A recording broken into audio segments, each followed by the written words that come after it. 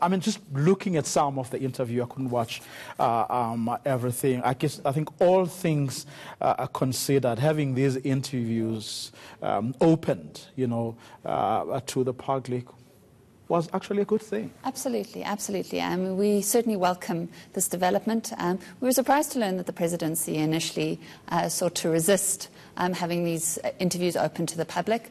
I think to have them open is consistent with our constitutional values of openness, transparency, accountability. Ensuring there's public scrutiny, I think, is going to ensure a more rigorous, robust process and ultimately allow for the appointment of hopefully a good candidate, a person who is meritorious, deserving of the appointment to the National Prosecuting Authority. So I think that this has been a very welcome development and an improvement on... I must say I couldn't understand the presidency myself. I mean, one of the reasons was that, there are issues that, the interviewing panel may want to explore, but everything we know about the NPA is out there. So, I mean, why would the panel want to explore those issues in secret? Right. I mean, so there's certainly been substantial allegations. We saw really robust, rigorous engagement with some of the candidates who have worked and are currently working within the National Prosecuting Authority.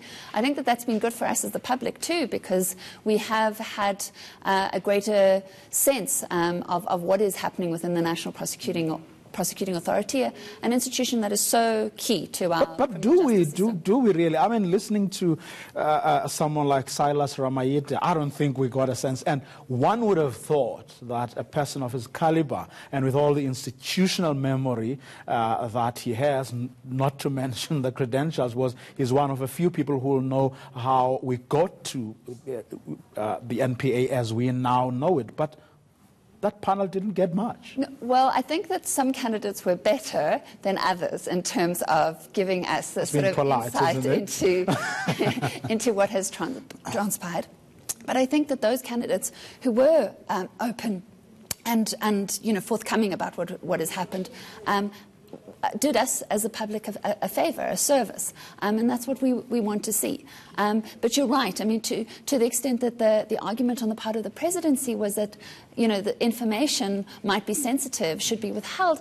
I mean, that made no sense when you consider the processes behind the appointment of judicial candidates. So interviews of judicial candidates before the Judicial Service Commission are held in public. And we know that those processes have been so key to ensuring that the candidates, the quality of the people that are appointed to our bench are, of the highest sort of qualities and calibre. And there's no reason why the candidate for the head of the National Prosecuting Authority should be subjected to any less public, accountable, rigorous interview process than should judicial candidates. But looking at the interviews, do we have the caliber of people who should lead the NPA? Well, at the end of the day, that panel will have to make a decision. Absolutely. That we know. Yes. Right? But just looking at the caliber of people who came before that panel, do we really have? Is it going to be a very... How difficult a task is it going to be for that panel to actually make a decision? So Freedom Under Law has taken the position. We're not making comment on any individual candidates. We don't think that would be proper. I mean, we're not sure that we would be doing any of the candidates any favours by doing so. But I have to say, just having had a look, and I didn't watch all 2.5 days of the process, but I was actually quite impressed. I mean, I think the quality of the candidates varied, but I was actually pretty impressed by some of the candidates, the way that they rose to the challenge of the rigorous, robust engagement, the qualities that they demonstrated. So yes, I do think that amongst those candidates, there are persons who could lead the National Prosecuting Authority with integrity, with valour, and allow for a restoration of confidence in this institution. Mm-hmm. Well, I mean, after this, and given obviously the court judgment as well, I think it will be difficult for any president to want to go back, to the way it was done previously. But do you think that it's something maybe that should now go into our laws, that perhaps there should be an open and transparent process moving forward? Absolutely, and I think that there are a number of civil society organisations that will campaign for that. We've obviously welcomed what has been a fairly ad hoc process.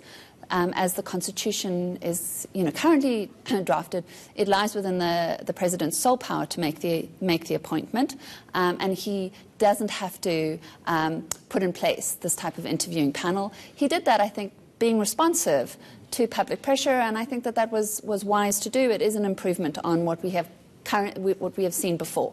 But going forward, certainly one would want to see an interviewing process akin to that for judicial candidates, like instituted by the Judicial Service Commission, being what is the norm for the appointment of any future national directors of public prosecution. I suppose it goes without saying that even the interviewing panel itself will have to be looked into as well. Absolutely. So who sits on that panel, what interests they represent, absolutely. I think that would something that would have to be provided legislatively as it is done for the Judicial Services Commission.